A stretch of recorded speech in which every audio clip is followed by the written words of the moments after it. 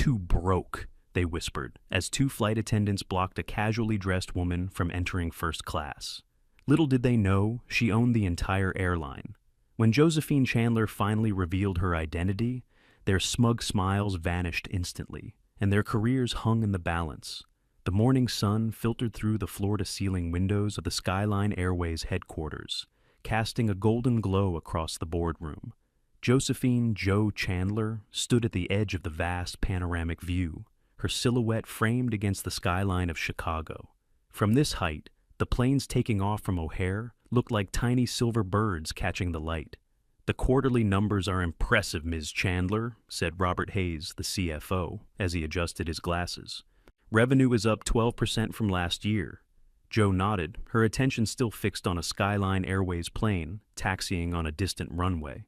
At 52, Josephine Chandler was not what most people expected when they thought of an airline CEO. She'd worked her way up from flight attendant to operations, then management, and finally to the top position just 8 months ago, when the previous CEO retired unexpectedly.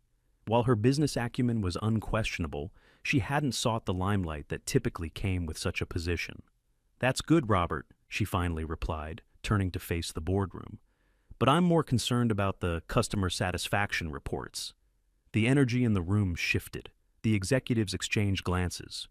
"We've had some challenges in that area," admitted Sarah Williams, the head of customer experience. "Complaints about staff interactions have increased by 7% this quarter."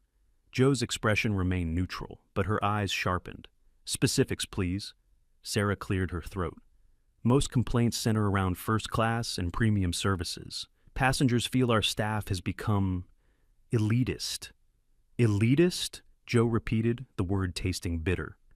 "On an airline I started working for as a flight attendant 30 years ago." The irony wasn't lost on anyone in the room. Joe had never forgotten her roots, despite her remarkable rise. She still lived in the same neighborhood, drove a modest car, and often dressed casually when not in business meetings. Her humility was legendary within the company, at least among those who had been there long enough to know her story. "The problem," continued Sarah, "is that many of our newer employees don't know your history with the company. With your promotion being so recent and your preference for staying out of the media." "They don't know who I am," Joe finished the thought. "And maybe that's part of the problem." She walked to her seat at the head of the table and sat down, her mind already turning over possibilities. "We've rolled out additional customer service training," Sarah offered. "But honestly, I think we're dealing with a culture issue." Joe's assistant, Michael, slid a tablet in front of her. She glanced down at the customer feedback displayed on the screen. "Your first-class flight attendants treated me like I was beneath them. I felt judged by my appearance before I even boarded." The level of snobbery was astounding. Joe set the tablet down, her decision made. "I think it's time I see this for myself." "What are you suggesting?" asked Robert, leaning forward. "An undercover boss situation," Joe replied, a hint of determination in her voice. "I'll fly as a regular passenger. No special treatment, no advance notice to the staff." The executives exchanged concerned glances. "With all due respect," Robert said carefully, "you're the CEO. Someone might recognize you." Joe smiled slightly. "Robert, I've been with this company 3 decades, and I just walked past 3 new employees in the lobby who had no idea who I was. Besides," she added, gesturing to her tailored business suit, "they've never seen me like this. In casual clothes, I'm just another middle-aged woman." "It's risky," Sarah warned. "If you witness poor service firsthand." "Then I'll know exactly what needs fixing," Joe finished firmly. "Schedule me on the Chicago to New York route tomorrow, first class. Book it under J. Chandler, my first initial only. I'll use my personal credit card." "And if there are issues?" Michael asked delicately. Joe's eyes held a steely resolve that her executive team recognized all too well. It was the same look she'd had when she proposed the fuel efficiency program that saved the airline millions, and when she championed the customer loyalty redesign that brought back thousands of lost clients. "Then we'll address them," she said simply. "This airline was built on the principle that every passenger deserves respect, regardless of what they're wearing or how important they seem. If we've lost that, we need to find it again." As the meeting adjourned, Joe stayed behind, gazing once more at the planes taking off and landing in the distance. Little did she know that her impromptu investigation would become much more revealing than she had anticipated. The following morning, Jo stood in front of her bedroom mirror, studying her reflection with a critical eye. Gone was the polished CEO in designer suits and perfect hair. Instead, she wore a simple gray sweatshirt, comfortable jeans, and a navy blue baseball cap pulled low over her naturally wavy hair, which she normally kept tightly secured in a professional bun. "Perfect," she murmured, adjusting the cap. Without makeup and in casual clothes, she looked nothing like the corporate headshots that occasionally appeared in business publications or the company website. Her phone buzzed with a text from Michael. "Ticket confirmed. Flight 372, departing 2:15 p.m. Are you sure about this?" Jo typed back, "Absolutely. No special treatment. I want the authentic experience." Another buzz. "Car service?" She smiled to herself. "Number. Taking a ride share like a regular passenger." Jo finished packing a small overnight bag with just the essentials. This wasn't about comfort or convenience. It was about understanding the real customer experience, particularly for those who didn't fit the typical first-class passenger profile. As she prepared to leave, her phone rang. It was Sarah from Customer Experience. "I've been thinking about your plan," Sarah said without preamble. "What if you experience something problematic? How do you want to handle it in the moment?" Jo paused, considering. "I'm not going in looking for trouble, Sarah. I'll give our team every opportunity to do their jobs well. And if they don't, then I'll handle it appropriately," Jo replied. "This isn't about catching people doing something wrong. It's about understanding what our passengers experience."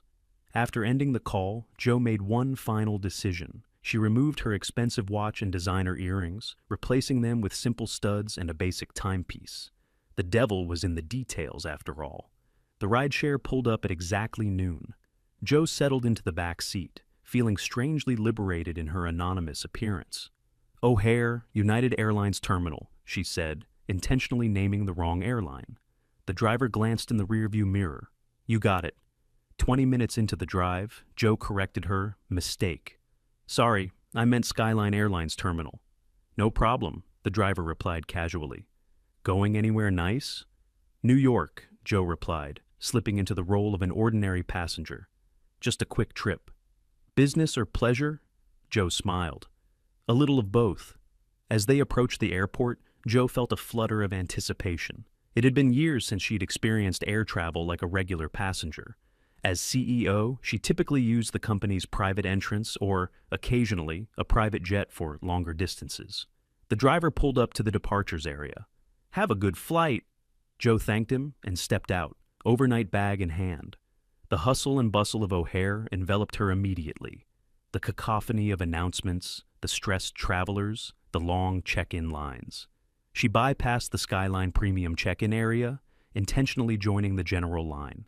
Ahead of her, a harried mother struggled with a toddler while trying to manage her documents.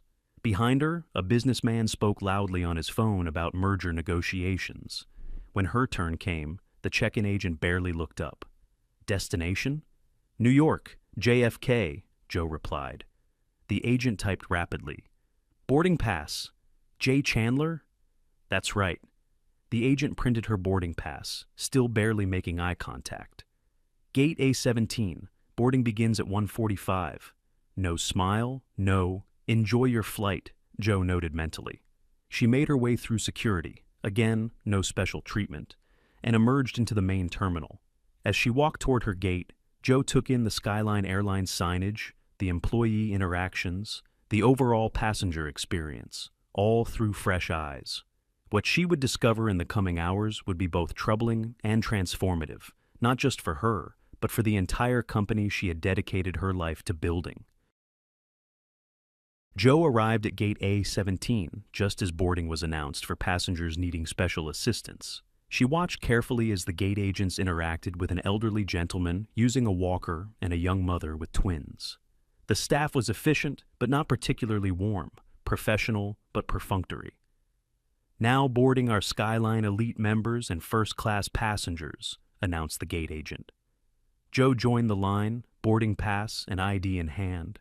The agent barely glanced at her documents before waving her through with considerably less enthusiasm than she showed to a man in an expensive suit who boarded just ahead of Joe. Interesting, Joe thought as she made her way down the jet bridge. At the aircraft door, a flight attendant named Victoria greeted passengers with a practiced smile. When the businessman ahead of Joe presented his boarding pass, Victoria's smile widened. "Welcome aboard, sir. Right this way to first class. Can I offer you a pre-departure beverage?" Then it was Joe's turn. Victoria's eyes flicked over Joe's casual attire, and her smile noticeably cooled. "Boarding pass, please," she said, the warmth vanishing from her voice. Joe handed it over. Victoria checked it, her eyebrows rising slightly. "First class is to the left," she said, her tone suggesting this information might be new to Joe.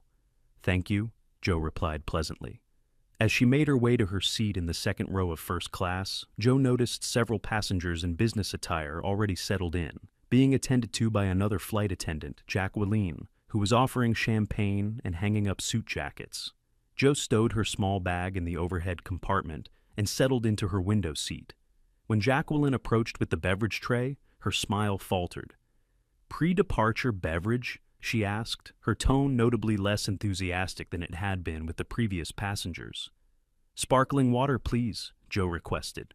Jacqueline nodded and poured the water, setting it down without the "my pleasure" she'd offered to others. She moved on quickly to the businessman across the aisle, her attentive demeanor instantly returning. As boarding continued, Joe observed the interaction between the flight attendants and each passenger, noting the subtle differences in treatment based on appearance and perceived status. It was disturbing to witness, especially knowing this was happening throughout her airline.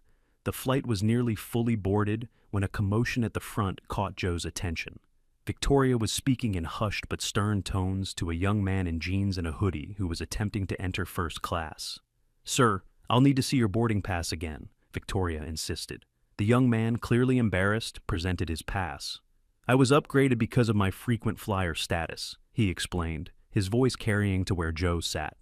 Victoria studied the boarding pass with suspicion before reluctantly allowing him through, not offering the warm welcome other first-class passengers had received. The young man took his seat across from Joe, looking uncomfortable with the attention he'd drawn. Joe gave him a sympathetic smile, which he returned gratefully.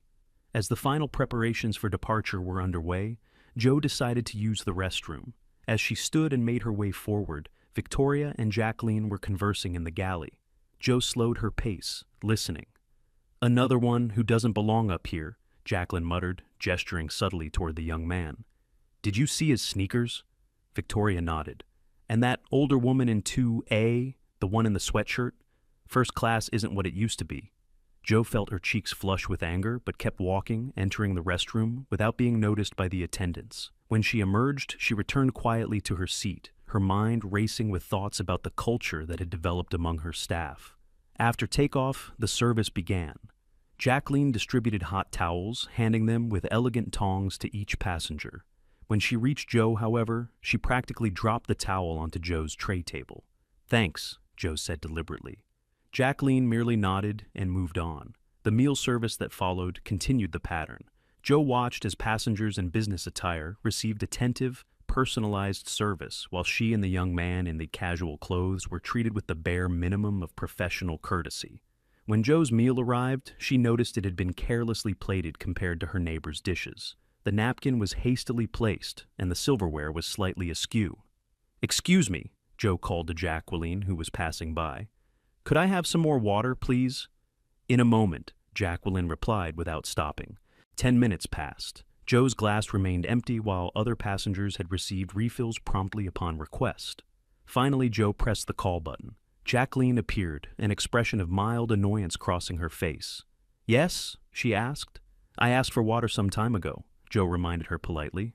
"Right. Sorry about that." Jacqueline's tone suggested she was anything but sorry. As the flight progressed, the differential treatment became increasingly obvious. The final straw came during the pre-landing service, when Victoria leaned over to collect Joe's barely touched dessert. "Didn't meet your standards?" Victoria asked with a hint of sarcasm. Joe looked up at her calmly. "Actually, I'd like to speak to the purser, please." Victoria's expression shifted from smug to concerned. "Is there a problem with the service?" "I'd just like to speak with the purser," Joe repeated firmly. Victoria and Jacqueline exchanged glances, and Jacqueline disappeared briefly before returning with an older flight attendant whose name tag read, Margaret, lead flight attendant. "Ma'am, I understand there's an issue?" Margaret asked, her tone professional but guarded. Joe looked at the 3 flight attendants now standing in the aisle. Other passengers were beginning to take notice. "Yes," Joe said, her voice steady and clear. "I'd like to understand why passengers in casual attire are receiving substantially different service than those in business clothes." Victoria's eyes widened. Jacqueline stiffened. "I'm not sure what you mean," Margaret replied carefully. "I think you do," Joe said, reaching for her bag and extracting a small leather wallet. She flipped it open to reveal an ID card with the Skyline Airways logo. "My name is Josephine Chandler. I'm the CEO of this airline." The color drained from Victoria's face. Jacqueline took an involuntary step back, bumping into the seat behind her. Margaret, the lead flight attendant, froze in place, her professional demeanor cracking as the implications sank in. Ms. Chandler?" Margaret stammered, recognition finally dawning. We had no idea." "Clearly," Joe replied, her voice calm but firm. "And that's precisely the problem, isn't it? The level of service shouldn't depend on recognizing the CEO. It should be the same for everyone who purchases a first-class ticket." By now, the nearby passengers had caught on to the unfolding drama. The businessman who had received such solicitous attention lowered his financial newspaper, watching with undisguised interest. The young man in the hoodie seemed caught between embarrassment and vindication. Victoria found her voice first. "Ms. Chandler, I can explain." Joe held up a hand. "Not here, not now." She glanced at her watch. "We'll be landing in 20 minutes. I'd like to speak with all 3 of you after the passengers have deplaned." Margaret nodded quickly. "Of course, Ms. Chandler. Absolutely." "In the meantime," Joe continued, "I'd suggest you provide the same level of service to all of your remaining passengers for the duration of this flight." The 3 flight attendants dispersed quickly, their body language transformed. Victoria began collecting trash with a new attentiveness, while Jacqueline suddenly appeared at the young man's side, offering him a fresh beverage before landing. Joe sighed and looked out the window. This wasn't how she'd wanted things to go. She had hoped to observe and gather information without causing a scene, but the blatant bias she'd witnessed couldn't go unaddressed. Her phone buzzed with a text. It was Michael. "How's the mission going?" Joe typed back, "Cover blown. We'll explain later." The rest of the flight proceeded in uncomfortable silence, at least in Joe's vicinity. The flight attendants moved through the cabin with nervous efficiency, now treating every passenger with exaggerated courtesy. As the plane began its descent into JFK, the young man across the aisle leaned over. "Excuse me," he said quietly. Joe turned to him with a genuine smile, the first she'd offered since revealing her identity. "Yes? I just wanted to say thank you," he said. "I fly a lot for work and, well, that happens pretty often." "Being treated differently because of how you dress?" Joe asked. He nodded. "I work in tech. We don't really do suits." "What's your name?"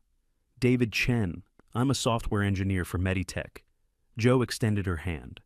"Nice to meet you, David, and I apologize for your experience today." David shook her hand. "No need to apologize. It was worth it just to see their faces when you pulled out that ID." Joe couldn't help but laugh, her first moment of levity since the confrontation began. After a smooth landing, the aircraft taxied to the gate.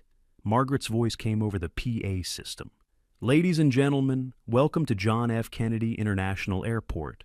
Local time is 5:23 p.m., and the temperature is 68 degrees. Please remain seated with your seatbelts fastened until the captain turns off the seatbelt sign." There was a pause then. "We'd also like to extend a special welcome to Skyline Airways CEO Josephine Chandler, who joined us on today's flight. Thank you for flying with us, Ms. Chandler." A murmur went through the cabin as passengers who hadn't witnessed the earlier encounter turned to look at Joe, who acknowledged the announcement with a small nod. Once the seatbelt sign was turned off, passengers began gathering their belongings. Many cast curious glances at Joe as they passed. A few stopped to introduce themselves or comment on their Skyline experiences. Mostly positive, Joe noted. David Chen lingered for a moment as he prepared to leave. Good luck with... He gestured discreetly toward the flight attendants. Thank you, David, and please send me an email directly if you ever experience anything like this again on one of our flights.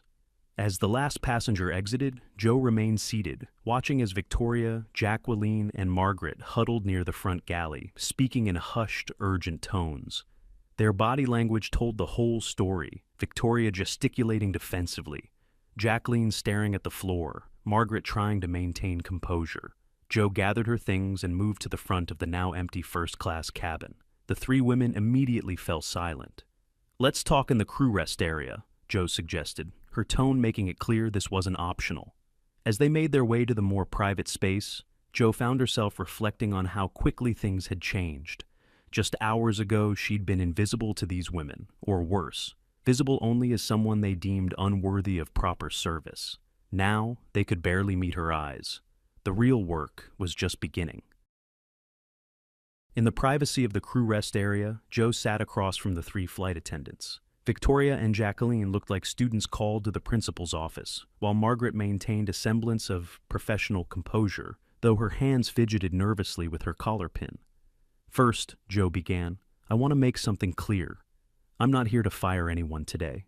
The relief in the room was palpable, though short-lived. "However," Joe continued, "what I witnessed today was completely unacceptable and against everything Skyline Airways stands for." Victoria spoke up first. "Ms. Chandler, I want to apologize. If we had known who you were—" "That's exactly my point," Joe interrupted, her voice firm but not unkind. "It shouldn't matter who I am or what I'm wearing. Every passenger deserves the same respectful service." The three women exchanged uncomfortable glances. "I started as a flight attendant with this airline 30 years ago," Joe said, letting the information sink in. "I've served drinks, handled difficult passengers, and cleaned up more messes than I care to remember. The job is demanding, often thankless, and requires endless patience. I understand that." Margaret nodded slightly, a hint of recognition in her eyes. Unlike the others, she'd been with the company long enough to have heard about Joe's background. "But what I saw today wasn't about being tired or stressed," Joe continued. "It was about making judgments based on appearances. Tell me, what made you assume I didn't belong in first class?" Silence fell over the small space. Finally, Jacqueline spoke up, her voice barely above a whisper. "Your clothes, the way you were dressed." Joe nodded. "And if I had been wearing a designer suit?"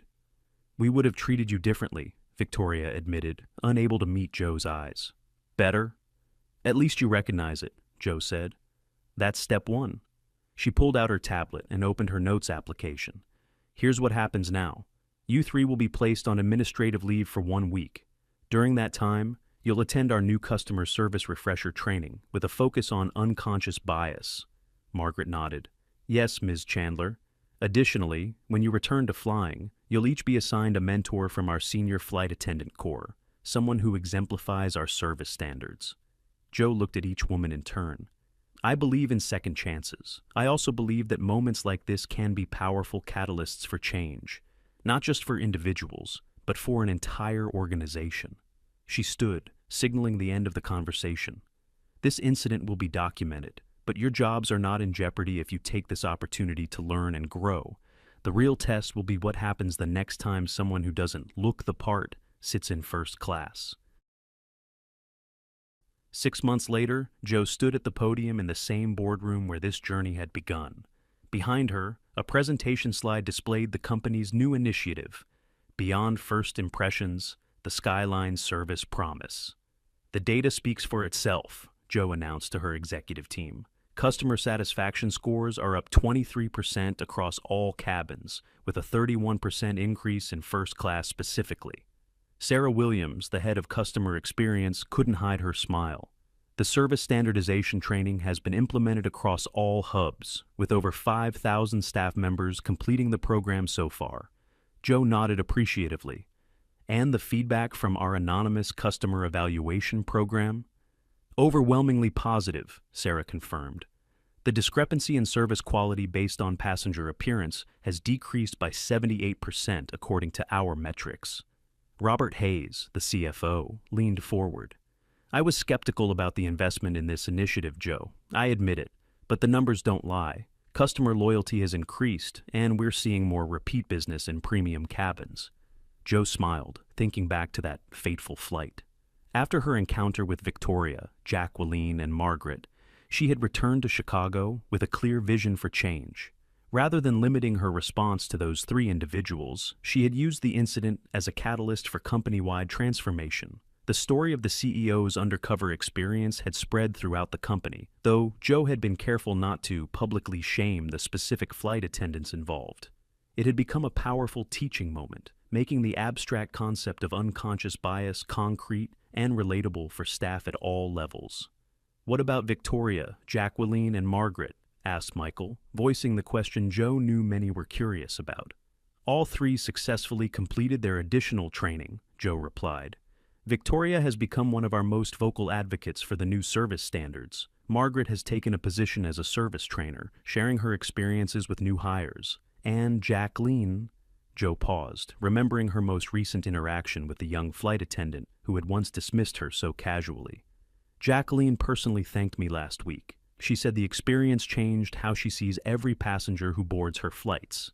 As the meeting concluded and the executives filed out, Joe remained at the window, watching a Skyline Airways plane take off against the setting sun. The incident that could have ended 3 careers had instead transformed an entire airline's culture. By choosing accountability over punishment, education over humiliation, Joe had steered her company towards something better. A place where every passenger truly mattered, regardless of appearance. And as for Joe herself, she still flew commercial regularly, sometimes in casual clothes, sometimes in business attire. But one thing never changed. She always observed, always listened, and always remembered what it felt like to be judged by a sweatshirt and a baseball cap. If this story touched your heart, don't keep it to yourself. Hit the subscribe button to join our community of storytellers and truth seekers. We share powerful tales of dignity and respect every week that will remind you to look beyond appearances. Where are you watching from today? Let us know in the comments below. Remember, true character isn't about how we treat those we think are important. It's about how we treat everyone. Share this video with someone who needs this reminder. Until next time, treat others with kindness. You never know who might be sitting across from you.